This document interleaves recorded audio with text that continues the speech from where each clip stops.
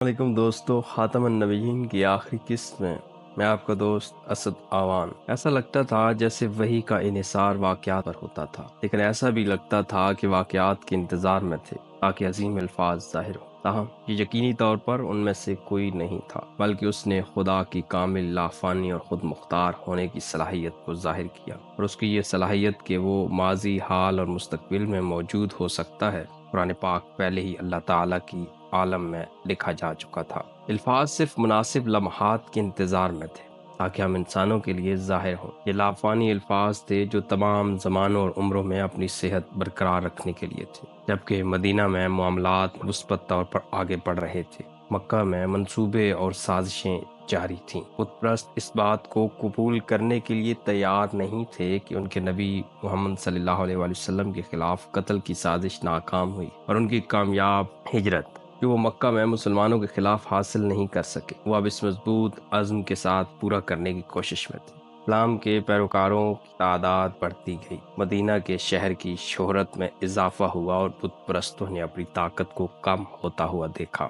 کبھی کبھار مومنین کے تجارتی قافلوں پر حملے بڑھتی ہوئی مسلمان کمیونٹی کو کمزور نہ کر سکے۔ اپنی ناامیدی میں کافروں نے آخر کار اپنی طاقت کو برقرار رکھنے کے لیے صرف ایک ہی آپشن کو پہچانا: مدینہ میں مسلم کمیونٹی کو تباہ کرنا۔ انہوں نے مسلمانوں کے خلاف سخت کارروائی کرنے کے لیے ایک فوج روانہ کی۔ اب تک نبی صلی اللہ علیہ وآلہ وسلم کو ہتھیار نہ اٹھانے کی ہدایت کی گئی تھی، اور انہوں نے اپنے ساتھیوں اور مومنین کو مسلح تنازعات سے روکا تھا۔ تاہم جب صورتحال بگڑ گئی اور مومنین کی زندگیوں کو سنگین خطرات لاحق ہوئے، اللہ تعالیٰ کی طرف سے ایک وحی موصول ہوئی: انہیں جن سے لڑائی کی جا رہی ہے اجازت دی گئی ہے کیونکہ ان پر ظلم ہوا ہے، اور بے شک اللہ انہیں فتح دینے کی پوری طاقت رکھتا ہے۔ وہ ہیں جنہیں ناحق ان کے گھروں سے نکال دیا گیا صرف اس لیے کہ وہ کہتے ہیں کہ ہمارا رب اللہ ہے۔ اس نئی صورتحال کے درمیان اللہ تعالیٰ نے پہلے سے موجود لڑائی کی ممانعت کو ختم کر دیا، اور اب مسلمانوں کو اپنے دفاع کے لیے ہتھیار استعمال کرنے کی اجازت دی۔ 4 گنا بڑی فوج اور بہت سے سواروں کے ساتھ بت پرستوں کو مسلمانوں پر خاصا فائدہ تھا، تاہم مسلمان ہمت نہیں ہارے۔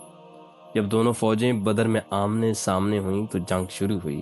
مسلمانوں نے اللہ کی حمایت اور ایک اچھی منصوبہ بندی شدہ دفاعی حکمت عملی کے ساتھ لڑائی کی، جو بالآخر شاندار فتح میں تبدیل ہوئی۔ بت پرست مسلمانوں کی لڑائی کی طاقت اور ان کی حکمت عملی کی مہارت سے اتنے حیران ہوئے کہ وہ میدان جنگ سے جلدی بھاگ گئے۔ جنگ بدر کی ابتدا تھی، لیکن یہ آخری مسلح تصادم نہیں تھا۔ جب کبھی ظلم اور مسلسل حملوں کی وجہ سے صورتحال بگڑ گئی، اللہ تعالیٰ نے مسلمانوں کو حکم دیا کہ وہ لڑیں اور جہاں بھی پائیں بت پرستوں کو ماریں۔ جہاں کہیں بھی بت پرستوں کو پاؤ ان کو مار ڈالو، لیکن اگر وہ توبہ کر لیں تو انہیں ان کے راستے پر چھوڑ دو، بے شک اللہ بخشنے والا اور رحم کرنے والا ہے۔ تاہم یہ الفاظ تمام بت پرستوں یا کافروں پر نہیں، بلکہ اس مخصوص گروہ پر لاگو ہوتے تھے جنہوں نے اس وقت مسلمانوں کو نقصان پہنچایا تھا۔ آج کل ایسی آیات کی مطابقت برقرار ہے، لیکن صرف اس شرط پر کہ حالات اس وقت کے وحی کے حالات سے مشابہ ہوں۔ قرآن کی آیات اس وقت کے تاریخی واقعات سے ماخوذ ہیں۔ قرآن 2 حالات میں منقسم ہے: جنگی حالت اور امن کی حالت۔ جنگی حالت کے دوران لاگو ہونے والی آیات امن کی حالت کے دوران لاگو نہیں ہوتی، جبکہ امن کی حالت کے دوران لاگو ہونے والی آیات جنگی حالات کے دوران لاگو نہیں کی جا سکتی۔ اس لیے نبی صلی اللہ علیہ وآلہ وسلم صرف اس وقت ہتھیار اٹھاتے تھے جب اللہ کی اجازت ہوتی، جب دشمن ان پر حملہ کرتے، اور اپنی بقا کے لیے تمام پرامن اور سفارتی وسائل کو ختم کرنے کے بعد جنگی حالت میں انہوں نے ہدایت دی کہ گرجا گھروں اور دیگر عبادت گاہوں کا احترام کریں، عورتوں کو نقصان نہ پہنچائیں، بچوں اور نوجوانوں کو نقصان نہ پہنچائیں، بوڑھوں کو بخش دیں اور درختوں یا فطرت کو نقصان نہ پہنچائیں۔ بنیادی طور پر نبی صلی اللہ علیہ وسلم نے جنگ اور بین الاقوامی قانون کے اصول متعارف کروائے، جو دنیا کے دیگر حصوں میں صرف 18ویں اور 19ویں صدی میں شروع کیے گئے۔ انہوں نے یہ ہدایات اس وقت جاری کی جب مسلح تنازعات میں بہت کم توجہ دی جاتی تھی۔ یہ نبی صلی اللہ علیہ وسلم کی عمیق ہمدردی اور زندگی کے تمام پہلوؤں میں اصلاحات لانے کی کوشش کو ظاہر کرتا ہے۔ اپنی 23 سالہ نبوت کے دوران انہوں نے کل ملا کر صرف 2 ماہ جنگی حالات میں گزارے۔ اپنی زندگی عزت اور جائیداد کے حق کے دفاع میں، کبھی کبھار جنگیں خود مسلمانوں کے لیے ایک سبق کی حیثیت رکھتی تھیں اور ان کی وفاداری کو آزماتی تھیں۔ کبھی کبھار اللہ تعالیٰ میدان جنگ میں مسلمانوں کی مدد کے لیے غیر متوقع معجزات کے ساتھ مداخلت کرتے تھے، اور یہ ظاہر کرتے تھے کہ جب اللہ اجازت دیتا ہے تو کچھ بھی ناممکن نہیں ہے۔ ایک دن مسلمانوں اور بت پرستوں کے درمیان ایک جنگ بندی کا معاہدہ ہوا، لیکن جلد ہی بت پرستوں نے اسے توڑ دیا۔ اس نے مسلمانوں کی آخری فتح کی ابتدا کی۔ وقت طویل عرصے سے آ چکا تھا اسلام کے قلعے کو بت پرستی سے آزاد کیا جائے اور مکہ میں ظلم کی حکمرانی کا خاتمہ کیا جائے۔ رمضان کے مہینے میں نبی صلی اللہ علیہ وسلم نے 10,000 آدمیوں کی ایک شاندار فوج کو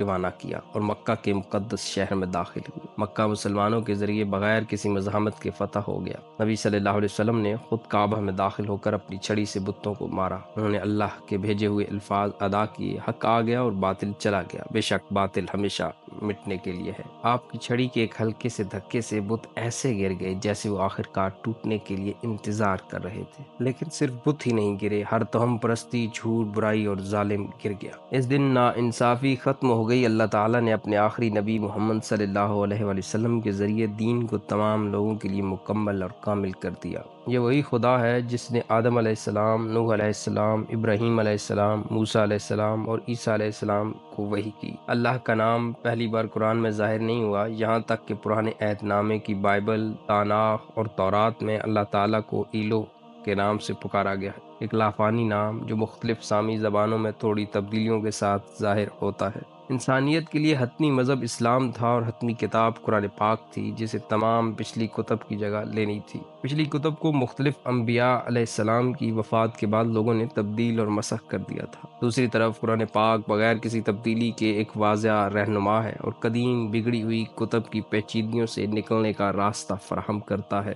بائبل کے برعکس، جس میں مختلف کتابیں، تحریریں اور خطوط شامل ہیں، قرآن ایک واحد کتاب ہے جس میں واضح ابواب اور موضوعات ہیں۔ صرف اللہ کا کلام، الو، الویم، اللہ یا اللہ تعالیٰ نے تمام نبیوں کو براہ راست یا بالواسطہ احکام اور ہدایات دیں۔ جو کتابوں میں ریکارڈ کی گئیں جیسے تورات، ان تحریروں اور کتابوں کا مجموعہ بائبل کہلاتا ہے۔ بائبل دو اقسام میں تقسیم ہے، پرانا عہد نامہ اور نیا عہد نامہ۔ پرانا عہد نامہ تمام تحریروں اور کتابوں کو شامل کرتا ہے جو موسیٰ علیہ السلام تک کے نبیوں کو دی گئی تھیں۔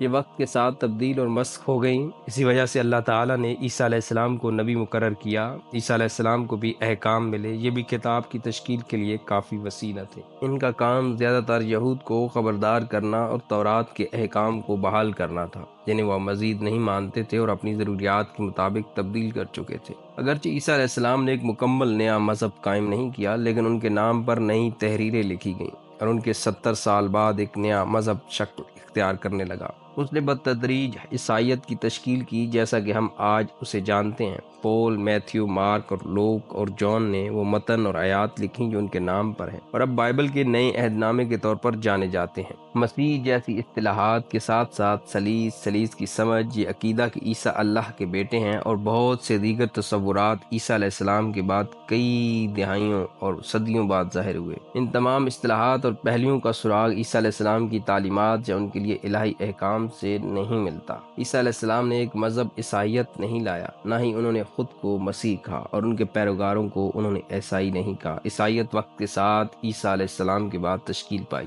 اور ان کے پیروکار عیسائی کہلانے لگے۔ عیسائی پوری بائبل پر یقین رکھتے ہیں، دونوں پرانے اور نئے عہد نامے پر۔ یہودی دوسری طرف صرف پرانے عہد نامے اور موسیٰ تک کے نبیوں کو قبول کرتے ہیں۔